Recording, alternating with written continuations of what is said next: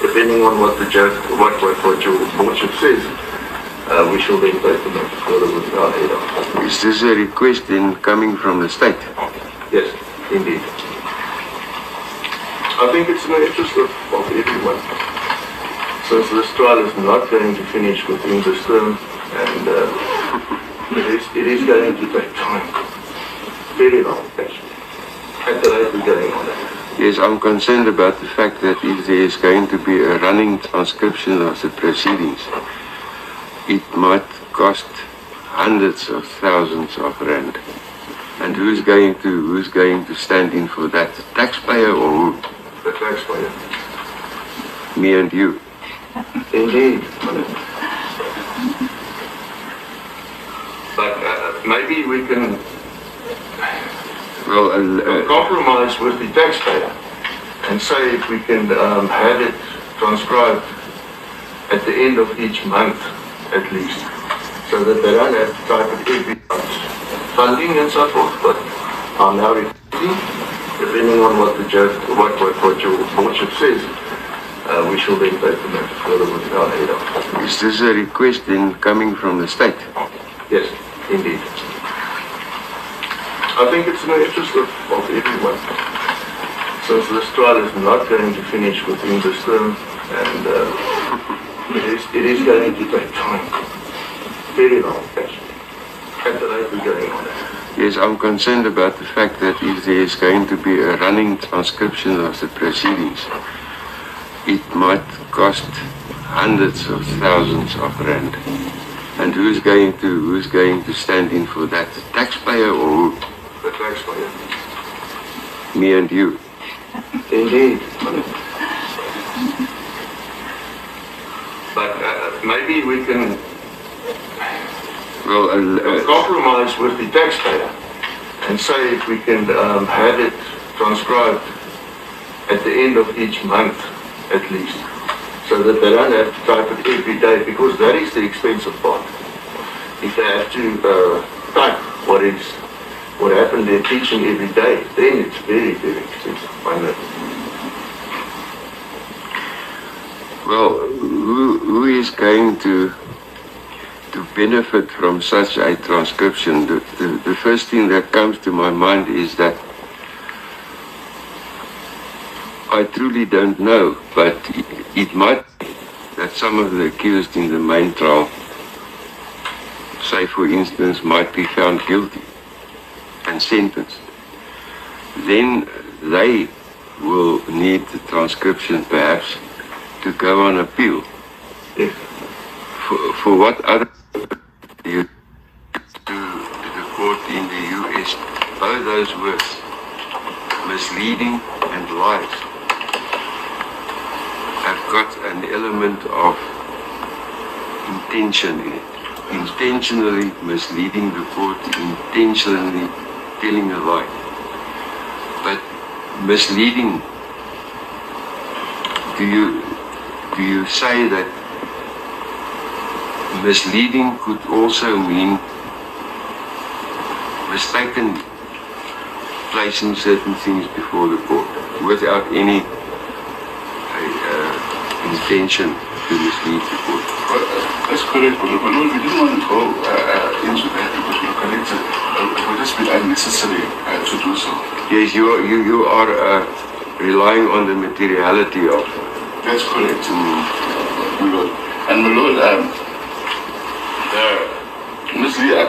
the court can be misled innocently, can be misled negatively, can be misled mistakenly.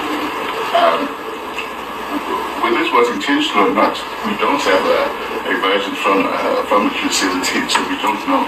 So we are just relying on the issue of materiality. Thank you, Mr. Nichols. My Lord, before I sit down, there's just one last issue that I remembered while I was speaking. His Lordship brought to my attention. That His Lordship reminded me really inappropriately what you said. I said to General Gerber that Captain Kellett's lied without Captain Kellett being confronted in court.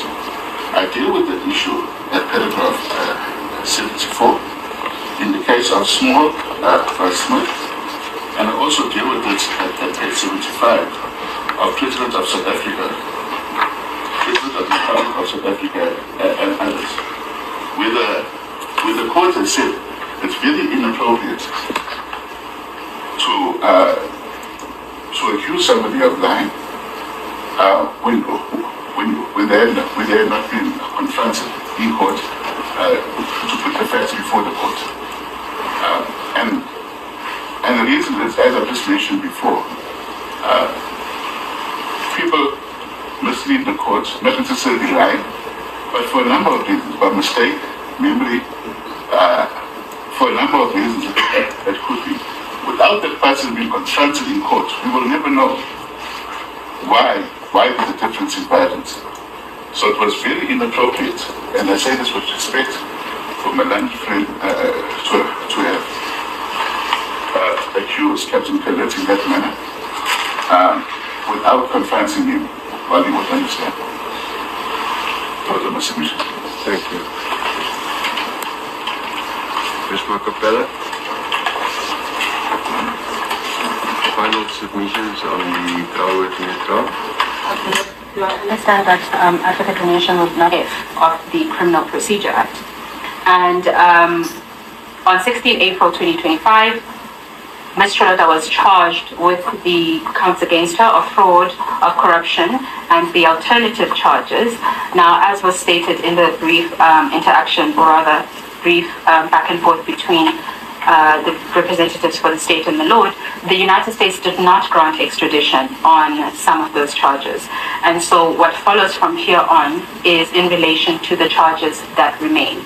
And so those would be the charges of fraud, I think 4 counts of fraud, 4 counts of corruption, and the alternative charges.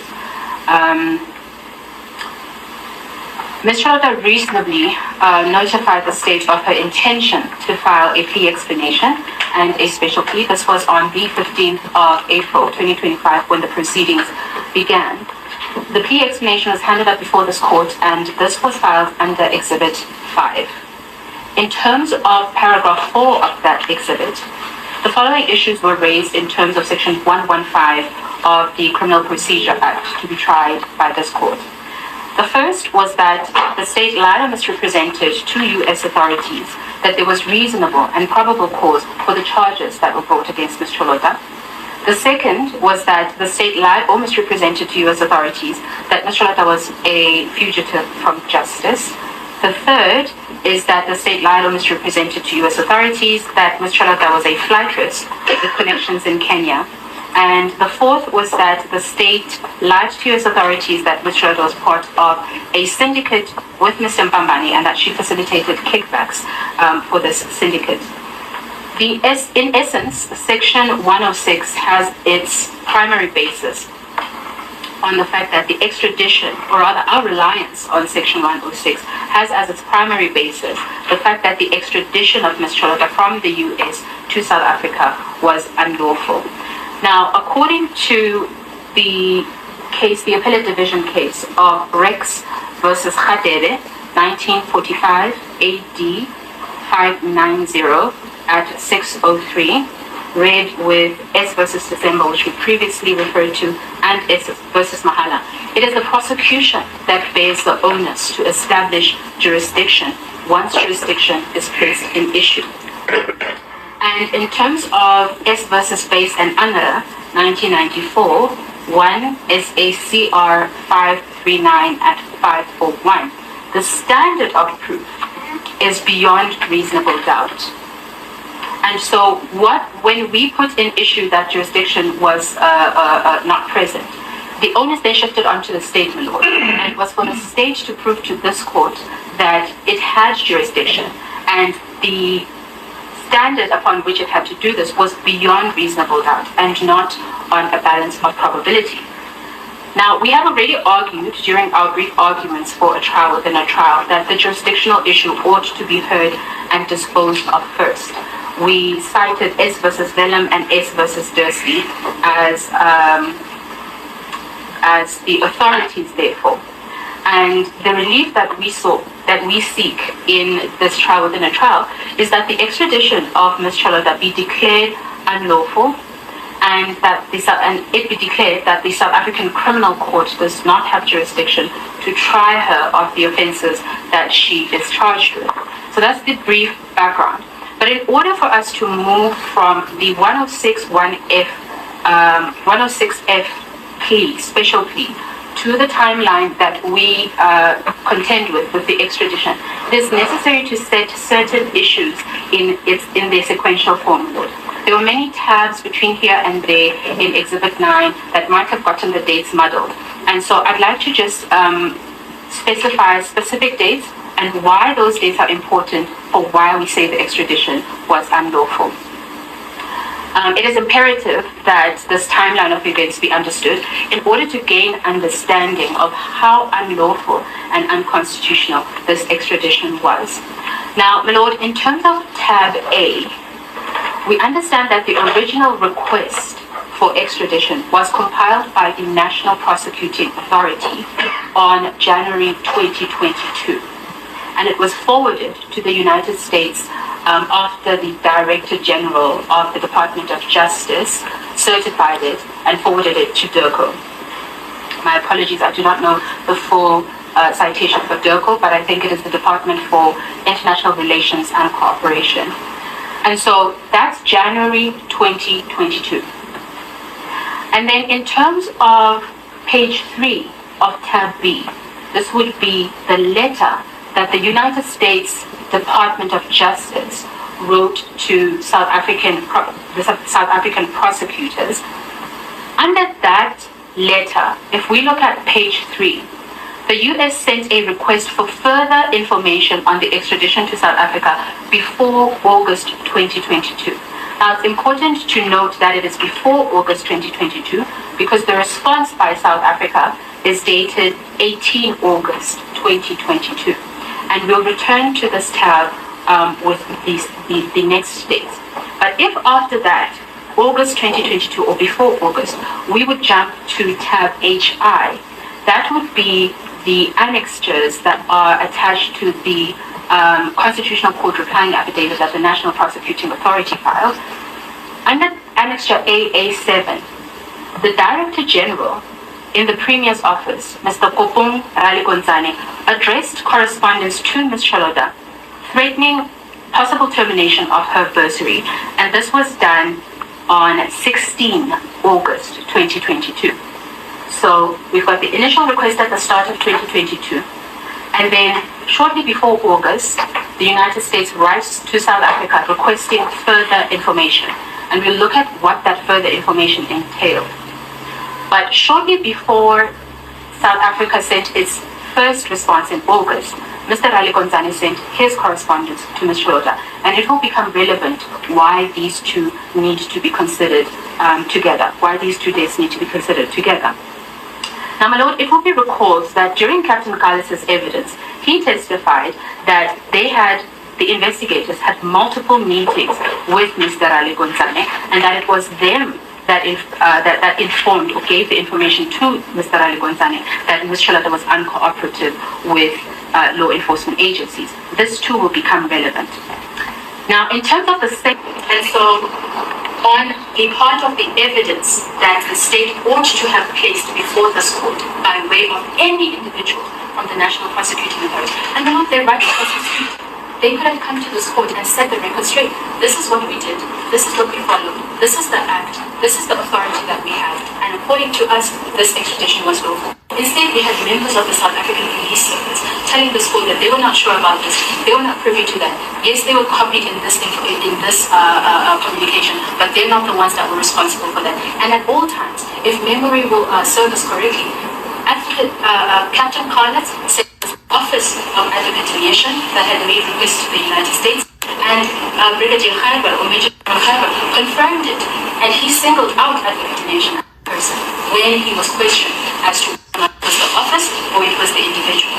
And so it was known by all and sundry which office and which individuals had made the request to the United States. And it would have been proper for the state and National Prosecuting Authority to bring this court into its confidence and to tell this court how it went about this extradition in order for this court to make the determination correctly whether or not that was lawful. But they did not do so. And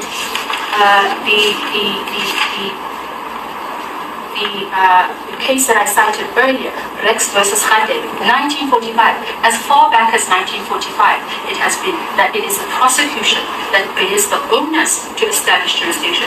And so their contentions that because we did not place Ms. CHOLOTA on the stand, that might be fatal to our case, cannot stand. They do not hold water. It was their case to prove, not our case to make for them to disprove.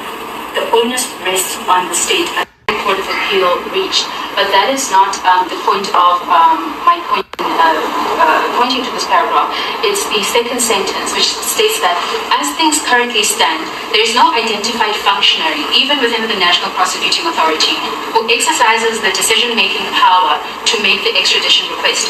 Is it the prosecutor or the DPP or a functionary within the NDPP's office or the NDPP herself who does so? The respondents do not tell us, nor does the NPA Act. And I'll deal with the legality of the National Prosecuting Authority being the functionary that was making this request, my lord. But the point being that the National Prosecuting Authority was able to explain to the High Court proceeding, as well as to the Supreme Court of Appeal, what processes followed in the making or the requesting of extraditions to foreign countries. They set out who the people are, what happens, and how it goes. But before this court, when it was imminent and pivotal for them to do so, they did not place a single person who could speak to this in this box. Instead, they put individuals from other departments who had nothing to do with extraditions. And so the point still stands. The state did not put any evidence, or rather relevant evidence, before this court in relation to the legality or lawfulness of Ms. CHOLOTA's extradition. Now, on Schultz, my lord, we also then see perhaps why the National Prosecuting Authority or officials from the National Prosecuting Authority would be reluctant to be in this box, testifying as to their actions or the legality of Ms. CHOLOTA's affidavit. The entire judgment that the Supreme Court of Appeal handed down in Schultz basically makes clear that the National Prosecuting Authority has no place in making or requesting extraditions, as they are not part of the executive. The relevant paragraphs, my lord, if I may, is paragraph 29. This here, the judges of appeal, or the justices of appeal, they confirm that although Rwanda, or the case Rwanda, does not deal directly with extradition powers, it confirms that the state conduct,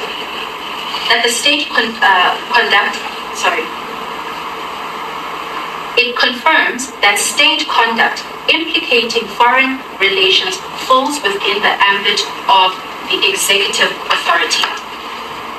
And on the following page, that would be paragraph 29, that is in the middle of the paragraph before the article of the Vienna Convention. It states that when an official makes undertakings on behalf of the state or performs such acts, he or she must have authority to do so, and such acts have a binding consequence for the state. In other words, the individuals that were requesting Ms. CHOLOTA's extradition, such as Advocate Dinesh, such as Ms. Nabila Somaru, ought to have had the authority to do so. And Schultz tells us they do not, because they are not part of the executive. And the following paragraph, they explain why. At paragraph 32 on page 17, the Supreme Court states there, to hold, as the respondents argue, that it is the NPA and not the executive that has decision-making power in respect of outgoing extradition requests would be contrary to established international law principles. It would accord to a non-executive domestic organ of state. It would accord to a non-executive domestic organ of state an executive function and a state-to-state level. Now, this is what the law, they could not come before this box and tell you, because that contravenes the doctrine of separation of powers, which the Supreme Court also states that they were, in making the requests for extradition to America, in submitting further information to America regarding, they were actually going outside of the bounds of the acts or the conduct that they can, as they are not part of the executive. The case Quagliani, that is stated at paragraph 33 of the same page, it states there in the middle, it should be added that although the power to request extradition to the Republic from a foreign country is not expressly provided for in the Act, it is necessarily implicit in sections 19, 20, and in paragraph 34, the following page. Quagliani thus confirms that under the Extradition Act, it is the executive that is empowered not only to respond to an incoming request for extradition, but to make an outgoing request. Importantly, the judgment recognizes that the absence in the Extradition Act of an express power on the part of the executive to make an outgoing extradition request does not signify an absence of that power. The executive power to make an outgoing request is to be implied from the principle of reciprocity, which lies at the very heart of extradition. Very importantly, at paragraph 35, regarding the National Prosecuting Authority's interpretation of sections 179, it states there that the respondent's interpretation of section 1792 is tantamount to suggesting that the NPA has the power to conduct foreign relations and to bind the Republic on a state-to-state level. This is inconsistent with articulated in Kaunda and of customary international law. It is also inconsistent with the separation of powers and the constitutional recognition of matters involving foreign relations as falling within the preserve of the executive. And finally, on this Schultz matter, at page 19, paragraph 37, the final two sentences. In fact, it would be constitutionally untenable to have both the executive authority and the NPA exercise this power. This would lead to South Africa speaking with two voices in the conduct of its foreign affairs in relation to extradition, which is an undesirable consequence. And when one has regard to when the judgment was handed down, it was heard on the 15th of March 2024, and it was handed down on the 23rd of May 2024. This was when the extradition proceedings in the United States were, which means that at any time, the state prosecutors and the National Prosecuting Authority could inform the US that in fact they do not have the authority vested within them to make this extradition, and perhaps do what we were asking Captain Collins and General the entire time. Would it not be best simply to request Ms. CHOLOTA to return to the Republic? And so had they simply just done that, we would not be here. But they persisted with an extradition, and we will show now that how they persisted after January 2023 with the procurement of information that was not correct from both an independent company, forensic auditing company, as well as in their own affidavits that they later submitted to the US courts, that information itself were misrepresentations. So not only did they not have the power in terms of the law to make the request, in making the request, they provided information that was false and incorrect, and they knowingly did so. And so I will now deal with the aspects of the extradition that render it such that had the United States known that what they were looking at was incorrect information that was intentionally supplied to them, the misleading or unintentionally misleading after the timeline that I've just shown the court cannot stand. It was an intentional act. They knew what they were doing at all times. And so on the part of the evidence that the state ought to have placed before this court by way of any individual from the National Prosecuting Authority, and they're right across the street. They could have come to this court and set the record straight. This is what we did. This is what we followed. This is the act. This is the authority that we have. And according to us, this extradition was lawful. Instead, we had members of the South African Police Service telling this court that they were not sure about this. They were not privy to that. Yes, they were copied in this communication, but they're not the ones that were responsible for that. And at all times, if memory will serve us correctly, Captain Carlett said it was the Office of Advocate that had made requests to the United States, and Brigadier Haiber, or Major General Haiber, confirmed it, and he singled out Advocate as a person when he was questioned as to whether it was the office or it was the individual. And so it was known by all and sundry which office and which individuals had made the request to the United States, and it would have been proper for the state and National Prosecuting Authority to bring this court into its confidence and to tell this court how it went about this extradition in order for this court to make the determination correctly whether or not that was lawful. But they did not do so. And the case that I cited earlier, Rex versus Khade, 1945, as far back as 1945, it has been that it is the prosecution that bears the onus to establish jurisdiction. And so their contentions that because we did not place Ms. CHOLOTA on the stand, that might be fatal to our case, cannot stand. They do not hold water. It was their case to prove, not our case to make for them to disprove. The onus rests on the state and the prosecution, and they failed to discharge that onus by failing in the most preliminary point of bringing witnesses before this court that could attest to what we were saying was an unlawful extradition. And so on that part, Lord, we then now deal with the incorrect or misrepresentations of fact in what they ended up supplying to the United States. And so it will be recalled that we handed up a summary by the magistrate of the information that she had considered in coming to the decision whether or not to certify the extradition. All of the 9 points, all but 2 of the 9 points were procedural points. Whether the Ms. CHOLOTA that was before her was the Ms. CHOLOTA that was stated in the papers, whether the court had jurisdiction, whether the arrest had been unlawfully made. And it will be recalled, my lord, that the final 2 points were A, that was point number 8, whether there was probable cause, and number 9, she stated there, and if I may find the exact one so that I can read it directly, this finding rests upon the documents submitted by the government of South Africa in this matter, including inter alia, affidavits from the South African prosecutor and the lead investigator, the indictment, and a financial forensics report.